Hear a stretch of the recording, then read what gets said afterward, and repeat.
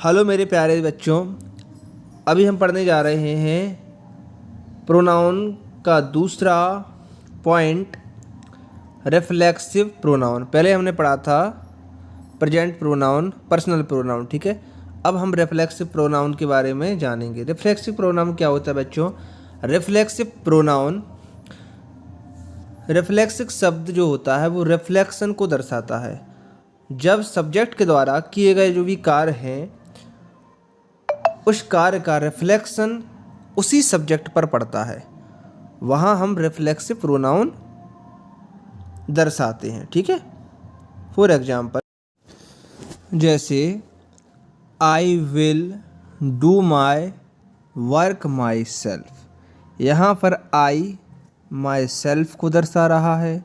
Next वाक्य में it is wished in itself, it itself को दर्शा रहा है।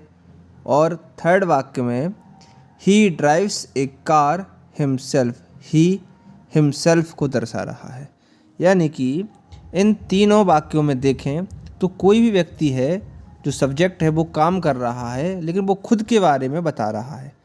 तो जैसे आई है तो उस वाक्य के अंत में आई सेल्फ लगेगा, इट है तो इट सेल्फ लगेगा, ही है तो हिम सेल्फ लगेगा, सी है तो हर सेल्फ लगेगा, दे है तो देम सेल्फ लगेगा, यू है तो योर सेल्फ लगेगा।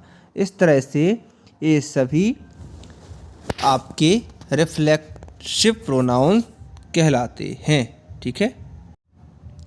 आगे है बच्चों, एक वचन रिफ्लेक्सिव प्रोनाउन बनाने के लिए माई, योर, हिम, हर, इट, इन सभी वाक्यों में सेल्फ जोड़ा जाता है, ठीक है। जैसे my self, your self, him self, her self, it self, one self, इस प्रकार से।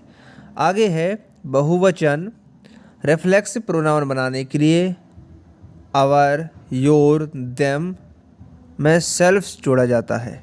जैसे our selfs, your selfs, them self. इस तरह से इसमें आपने जाना, ठीक है। तो ये सभी आपके रिफ्लेक्सिव प्रोनाउन कहलाते हैं। आगे है बच्चों इंटेरोगेटिव प्रोनाउन, जिसे बोलते हैं प्रश्नवाचक सर्वनाम, ठीक है। इंटेरोगेटिव प्रोनाउंस होते हैं ना बच्चों, ये 5 तरह के होते हैं। जब कोई वाक्य होता है और उस वाक्य में प्रश्न पूछने का काम किया जाता है और उसका काम नाउन के रूप में उसका प्रयोग होता है, वहाँ पर इंटेरोगेटिव प्रोनाउन होता है, ठीक है। जैसे एक उदाहरण लेते हैं, which is your favourite subject. यहाँ पर जो विच है वो एक इंटेरोगेटिव प्रोनाउन है, ठीक है। और यह प्रश्न पूछने का काम कर रहा है, ठीक है। तो जो प्रश्न पूछने का काम करते हैं वो इंटेरोगेटिव प्रोनाउन कहलाते हैं, ठीक है। और ये 5 तरह के होते हैं। उन 5 तरह के जो होते हैं उनके बारे में हम पढ़ते हैं, ठीक है। मेरे प्यारे बच्चों, आप सभी ने इंग्लिश पढ़ते समय इन शब्दों को अवश्य ही देखा होगा, ठीक है। तो ये सभी आपके इंटेरोगेटिव प्रोनाउन कहलाते हैं। जैसे हु का मतलब क्या होता है? कौन, ठीक है।